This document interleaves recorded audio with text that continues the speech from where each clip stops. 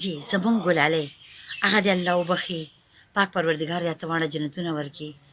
او هغه خدای پاک بخښلې ده ولې چې هغه په داسې انداز کې مرګ وله خدای پاک ورکو چې هغه شهیده شوله او چې چا هم دا کار کړی دی هغه ځان ورځ تر اخره تر قیامته پورې ځان ګناهګار کو الله دې هغې راته واړه جنتونه ورکړي آمین ثم آمین تاسو هم ورته دعا کوئ